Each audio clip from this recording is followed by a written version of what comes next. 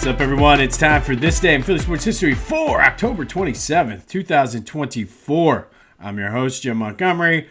Welcome to a Sunday game edition of the podcast. Eagles, Bengals, 1 o'clock today. More on that in a minute.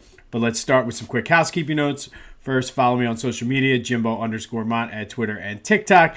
On Instagram, at PhillyJimbo. Subscribe to the YouTube channel, Jimbo_Mont. Like it.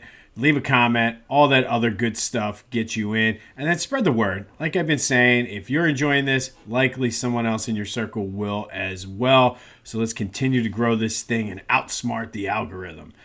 Check out my boys over at the Clashing Conferences podcast, doing great things over there. Good day to listen to the football episode. New baseball episode dropped as well. They're slowly wrapping up the baseball one. Next week is their end of season sort of spectacular. From what I'm hearing, it's going to be a fun show. Lots of cool surprises, lots of good things going on. So be sure to check that out. Football drops on Thursday, baseball drops on Friday, and that is available wherever you get your podcasts as well as on YouTube. And then go to Philly Goat. It's a good day to get one of those coolers from Varsity Cooler. They partner with them. These things are amazing. Like I said, I want to get the backpack one for the pool. It's good for your tailgates. Summertime barbecue. I know it's cold out right now, but all of it is nice. And then pick up some good gear as well. Be sure to use the promo code Jim Montgomery to take 10% off your order. That's phillygoat.com. Promo code Jim Montgomery for 10% off of your order. So I had a busy day yesterday we had soccer pictures and then soccer games. So it's back and forth, running around, doing a lot of things. But I was able to catch some of the Flyers game within the madness. I caught most of the first period. And man, did they come out on fire, scoring 2 goals within the first 5 minutes. Sean Couturier ended up with a hat trick as well as 2 assists. So a monster game for him. He went over 500 points for his career with the Flyers. Only the 16th Flyer, according to Jim Jackson, that has ever done that. So congrats to Coots. What a game, though, for the Flyers. They kept battling. 7-5 they won against a good Minnesota Wild team. So this is, like I said, the second half of that Capitals game the other day, the energy was different, and they were able to carry that over and beat a good team at home. As I mentioned, Couturier with the hat trick and 2 assists. Mishkov with a goal and assist. He has 9 points in his first 8 games as a Flyer. Likely going to set their record for points by a teenager in his first season. I think it was, he passed Eric Lindros, and I forget who is next up on the list, but what a start for Mishkov. He's coming in as advertised. Mishkov Mania was running wild in South Philly. And I think it's more than just his scoring. It's just his ice awareness and being able to see and make some of those passes. Travis Konechny had 4 assists yesterday. Ton of energy for this team yesterday. It would have been very easy when Minnesota battled back. Was kind of following along at the soccer field. Came back and tied it. Flyers would go up. They came back and tied it again. Just a back and forth game, but they did not give up. And kudos to the crowd as well, who has been... The energy in the building has not been good, and that it really has coincided with the play of the team. But lots of energy in the building. They got off to the fast starts. Let's see if they can keep it rolling here tonight against Montreal down at the center. Sixers are in action today, 3:30 against the Pacers. No Joe, no PG. But I will say, in my running around of errands yesterday, Keith Pompey was on one of the show. I think it was Rod Cherry and Mike Silsky. And they asked him about some of the things. And he really blames it on the Olympics. And he brought up a lot of good points. The article is actually in the Inquirer today. I read it, and it really reinforced a lot of what he was saying. It was more that Joe kind of put his selfish own goals ahead of the team goals. Because had he sat out and didn't play in the Olympics, he'd be ready to play right now. And he brought up some good points because a lot of people are comparing this, maybe because it's a star player, maybe because Nick Nurse was the coach of both teams. I don't know. There are a lot of similarities between this team and the 2019 Raptors, the one that beat the Sixers on Kawhi's 5-bounce shot. And a lot of people are saying, oh, well, it worked out well for them, and this is what they're going to do with Joe. And he was like, yeah, but that team was a little bit more talented, and they got a little bit lucky as well. I mean, in all reality, they should have lost that series to the Sixers. And then, and this is straight out of Keith Pompey's mouth. I cannot take credit for any of these stats and the information. But Keith does a good job writing about the Sixers. But he also said, and I forgot about this, that in the NBA Finals, the Warriors had 2 injuries that also kind of helped. So he said, you're going to need some luck. And for me, the biggest point that he made was that, and it's true, Joe doesn't necessarily have, I forget how he worded it, but the injuries aren't necessarily like, I don't want to say real injuries, but that's the word I keep coming up with. A lot of them are like freak injuries, like fracturing your orbital bone, getting jumped on when you're going after a loose ball, like dirty plays like that. And those are going to happen no matter what. I mean, you could set him out 82 games, first game in the playoffs, he gets one of those freak injuries. So he was really on the side that it was not fair to fans and things like that. And I don't necessarily disagree with him on that. I just feel that if he's going to miss whatever amount of games and you can manage those games, yes, there's always going to be a freak injury or a chance for a freak injury. But I think I would do it. But kind of put things into perspective, and if you can, read the article in the Inquirer today, because they're not really the same team, and everybody keeps going back to that Raptors team. But we'll see what happens. Don't know if he'll be back next week once they come back home. But Sixers-Pacers today, and bottom line is the Sixers need to play better. They need to shoot better. They need to rebound better, because that Pacers team is going to come in pissed off that they got blown out by the Knicks. But Sixers-Pacers today at 3:30. All right, it is Eagles game day. So let's get into the Eagles game day. Let's start with a recap of yesterday's question of the day. I asked you, who needs to play better, Jalen Hurts or the defense? 59% of you said Jalen Hurts, and I don't disagree with that. And I'll get more into that with the keys to the game. But thank you, as always, for participating in the question of the day. It's Eagles game day, so the question of the day later in the show will be, what are your predictions for the game? All right, so this spread currently, right before I taped this, was 2.5. The over-under was 47.5. It does look like I have not heard official word yet on T. Higgins, but we know that the Eagles are going to be without Mekhi Becton. Obviously, they're out without Mailata and Goddard. So Fred Johnson is going to play a huge role in this game, like it or not. By the way, on the T. Higgins thing, I just looked it up real quick on ESPN. According to ESPN, they're pessimistic about it. So that would be a huge boost to the Eagles there. Not that we're wishing injuries on anybody. We're not New York fans. But bottom line, this is a huge game. A very, very huge game for the Eagles and the Bengals, for that matter. I mentioned earlier in the week, they're like carbon copies of the same team, just in different conferences. They have wins over similar teams. They've struggled at points. And this is going to go a long way in letting us know, really, the rest of the season. And are the Eagles really back? Was it just beating up on the Giants and the Browns? And it'll also go a long way in determining if the defense has turned the corner. I think that is going to be key. Like, it's one thing to put up numbers against Deshaun Watson and Daniel Jones. It's another against Joe Burrow.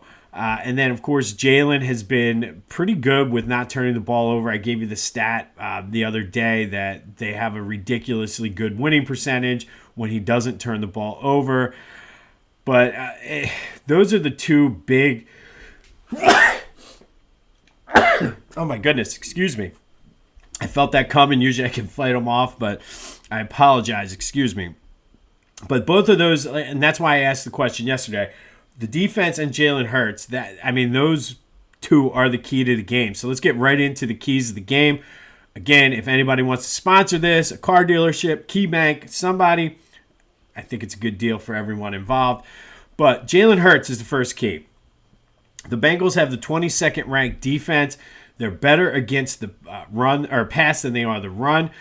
But they're going to key on Saquon. And if that means they're going to put 7-8 guys in the box to try to stop him, Then it's going to fall on Jalen, and it's going to be his time to shine. Use the middle of the field, especially if they're going to put 7-8 guys in the box. It's going to be there, whether it's Grant Calcaterra, whether it's, remember this guy, Jahan Dotson. Maybe use him a little bit. Hit Smitty, AJ, do some just little short crossing routes, something. It's going to be there because they are going to be so focused on stopping Saquon. It's going to fall on Jalen. And he does need to get them off to a fast start and help the defense out. And a little key thing, and it's the way that Jalen's mind works. Joe Burrow was the first pick in the 2020 draft, the same draft that Jalen went in the second round. I know they battled in college for some Heismans and even on the field. So Joe got the better of Jalen in college, and Jalen has that sort of, if he can just put it together, he has a very similar work ethic and mindset of guys like Michael Jordan, Kobe Bryant, Tiger Woods, those guys that like use things like that for motivation. Use that as motivation today, Jalen. Use the whole Joe Burrow, Heisman, college career thing. Use that to your advantage today. But today is your time to shine, Jalen, and let's go. Like, this is, you need to help your defense out here, and why not? Like, you're going to have your opportunities because of them keying on Saquon, so use it. Get them off to a fast start. That leads us into the second key to the game, and I'm going to say this every week until they actually score a first quarter point. Get off to a fast start. You need to score in the first quarter. It's the scripted plays. Like, maybe they need to script a couple more and have, like, if this happens, like a choose your adventure book. If this happens on the first play, we do this. If this happens, we go here. I don't know what it is, but they need to get off to a fast start, score first quarter points, because if they don't score in the first quarter today, it could be a long day with the way the Bengals offense is. And if they're quiet, I don't know. Again, you have to help your defense out. They've been playing well. They bailed you out against Cleveland. They bailed you out against the Giants for the most part. So you need to help them out. And this is going to be a key until it's no longer an issue, but they need to score in the first quarter. And then finally, the final key to the game for the defense, play your game. Don't push and don't press. A lot of things have been going well. I think they're working through some things in the Cleveland game, in the Giants game. Burrow's going to get his. The Bengals offense is going to get his. Don't get down. Play within yourself. Play your game. And this is more directed toward Jalen Carter. Don't get frustrated early. Stay within yourself. Play your game. Do your jobs. Joe Burrow can turn the ball over. So continue to try to get pressure on him. And everybody talks about how great Joe Burrow is. Here's a stat for you. And everybody's like, oh, Joe Burrow doesn't turn the ball over. Well, I'm not so sure. He has 50 turnovers in 59 games. And, you know, he came in the league the same year as Jalen Hurts, and he's had some injuries. Jalen Hurts has 52 turnovers in his career in 68 games. So don't tell me Joe Burrow won't turn the ball over. That's why getting pressure, staying within yourself is going to be key to this defense today. I think the young secondary, I think these guys have a coming out party. I think I think they're going to play well, especially if T. Higgins doesn't play. I'm excited to see Quinyon Mitchell versus Jamar Chase, Quinyon Mitchell versus T. Higgins if he plays. I really think this is a good spot for them to have sort of a coming out party. All right, so with that being said, what about the pick? Eagles are getting 2.5.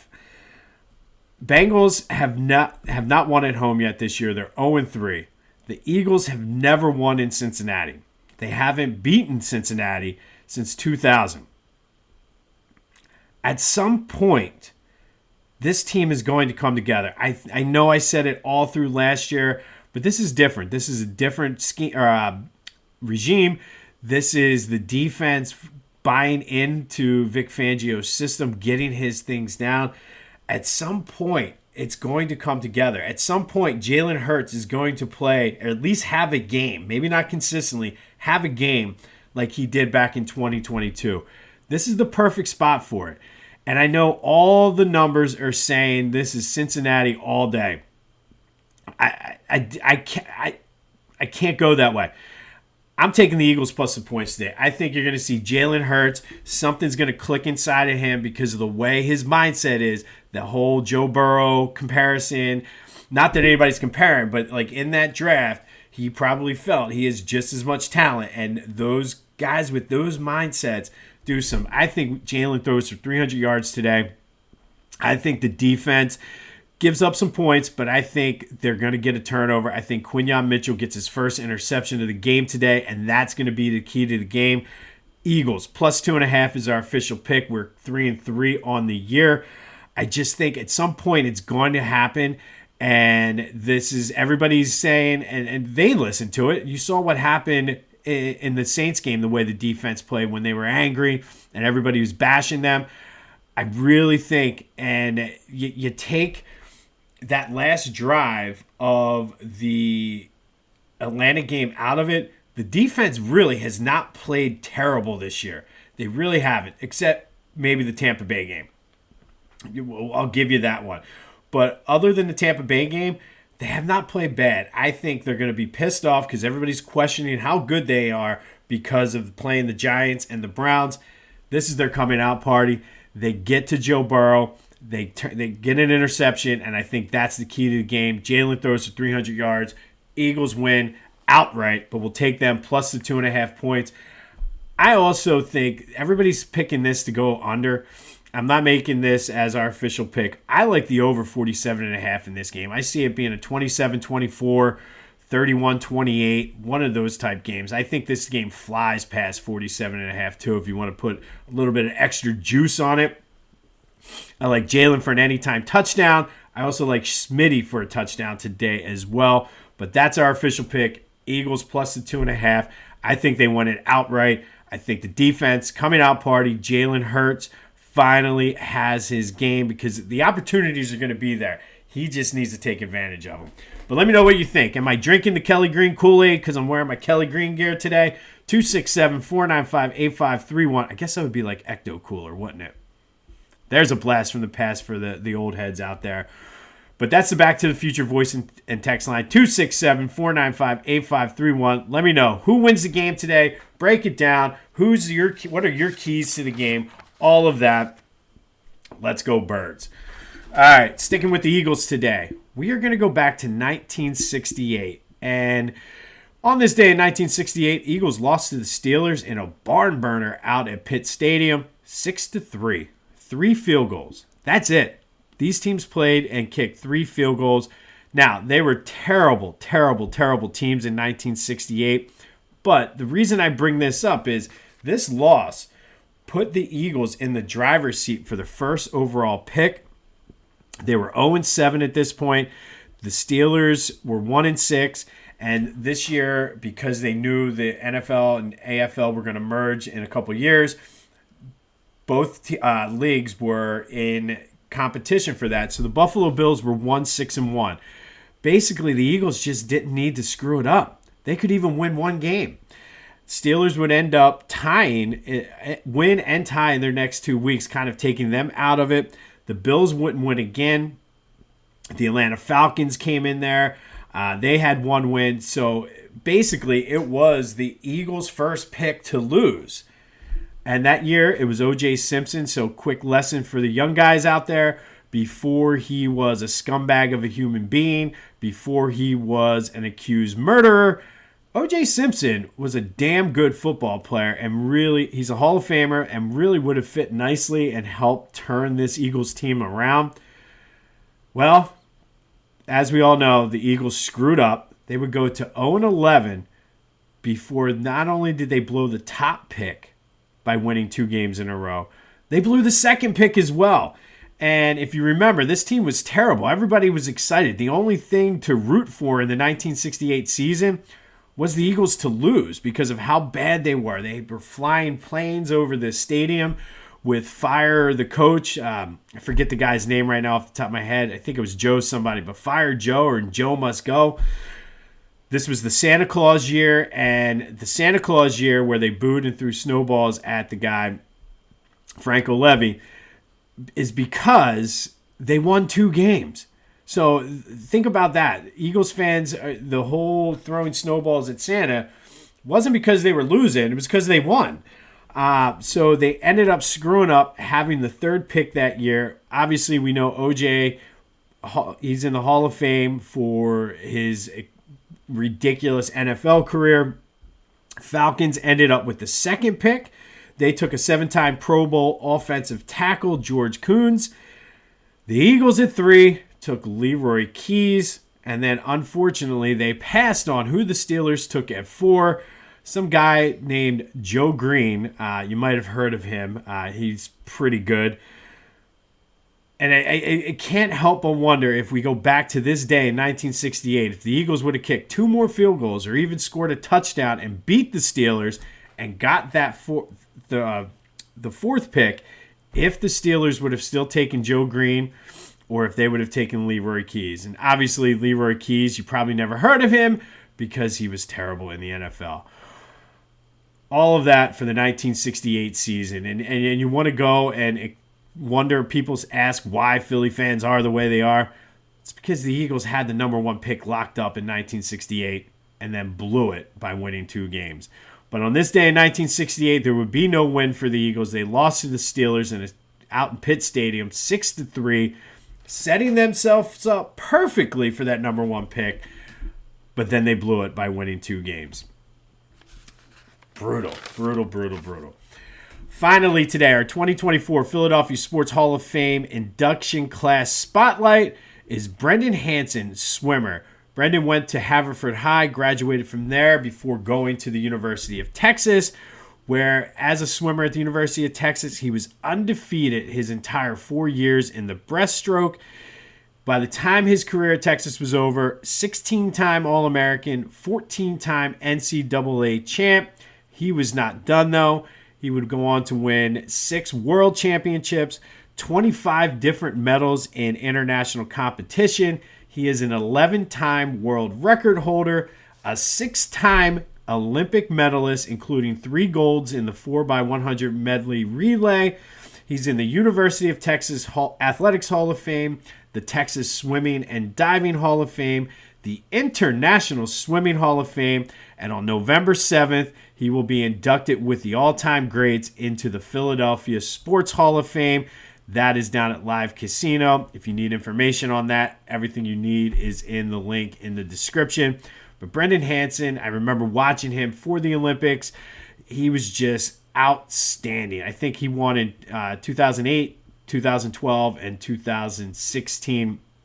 But 3 gold medals, 6 overall Olympic medals, 11-time world record, just absolutely outstanding. One of the greatest breaststrokers to ever hit the pool. Brendan Hansen from Haverford High School is today's 2024 Philadelphia Sports Hall of Fame induction class spotlight. November 7th down at Live Casino. All the information you need is in the description.